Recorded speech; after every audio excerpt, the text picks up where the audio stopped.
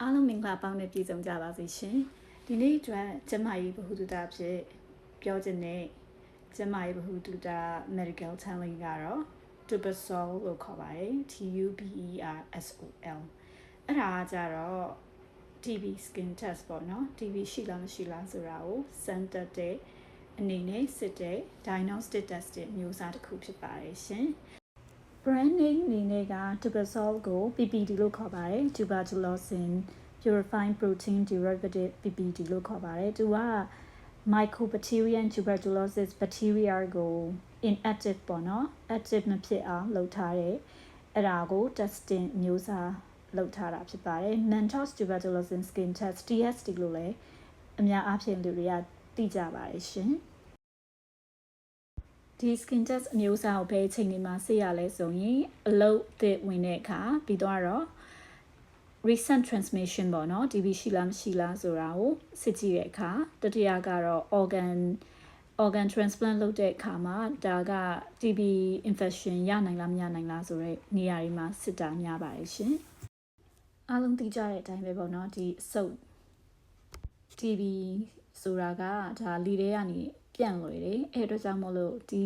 Tubesol ဆိုလို့ရှိရင် early detection ပေါ့နော်စောစောစီစီ TB ရှိလားမရှိလားဆိုတာသိရပါတယ်အဲ့အတွက်ကြောင့်မို့လို့ဒီ testing ကအရေးကြီးတဲ့ကဏ္ဍမှာပါဝင်ပါတယ်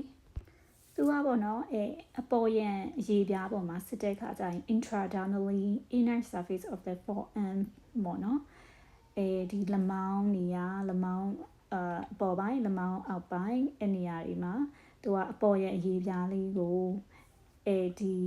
PPD ဆိုတဲ့အရေးလေးနဲ့ 0.1 ml ပေါ့နော် unit အတိအကျကိုသူက bubble လေးဖြစ်အောင်ထည့်ပြီးရတာပေါ့နော် bubble လေးထည့်ပြီးသွားပြီဒီအဖုလေးဖြစ်အောင်ထည့်ပြီးသွားပြီဆိုလို့ရှိရင်48နာရီကနေ82နာရီအတွင်းဒီ reading ကိုစပြီးတော့လုပ်ရပါတယ်ဒီ reading ကို48နာရီကနေ82နာရီအတွင်းကြော်သွားလို့ရှိရင်တော့ဒါ result ကမမှန်တော့ပါဘူးဒီ TB ရှိလားမရှိလားဆိုတာစမ်းသပ်တဲ့အခါမှာကျမကြီးဝန်ထမ်းတယောက်အနေနဲ့ဘာကိုအဓိကကြည့်လဲဆိုလို့ရှိရင်အရေးပြားပေါ်မှာတင်းမာပြီးတော့ရောင်ရမ်းတဲ့အဖုပေါ့နော်တေချာ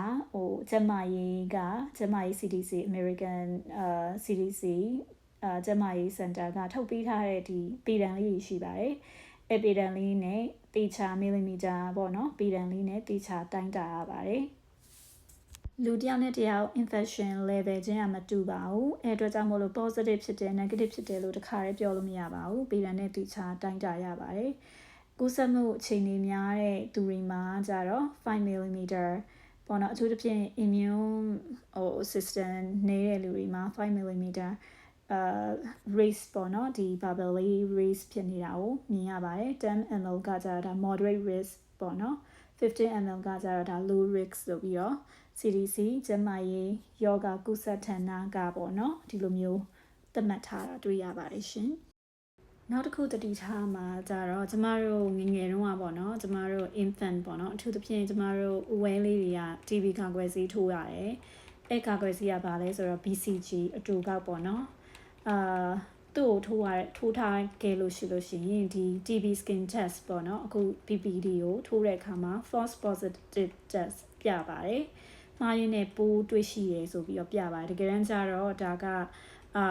အရင်တော့ကိုကလေးဘဝတော့ထိုးထားတဲ့ဒီ BCG ဆိုတဲ့ TB ကာကွယ်ဆေးကြောင့်မို့လို့ဒါကTB positive test ပေါ့နော် PPD ထိုးတဲ့အခါမှာဒါအဖူကြီးရောင်ရမ်းပြီးတော့သတ်မှတ်ထားတဲ့မီလီမီတာထက်ကျော်နေတာပေါ့နော်အဲ့လိုမျိုးတွေ့ရမှာဖြစ်ပါတယ်အဲ့အတွက်ကြရင်လည်းစိတ်မပူပါနဲ့အခုနောက်ပိုင်းခေတ်သစ်နီလန်နေနဲ့ TB သွေးစစ်ကြပေါ့နော်သူ့နာမည်က IgI လို့ခေါ်ပါတယ်သူကကြတော့CDC တို့ WHO တို့ကသိမှတ်ပြုထားတဲ့ပေါ့နော် TB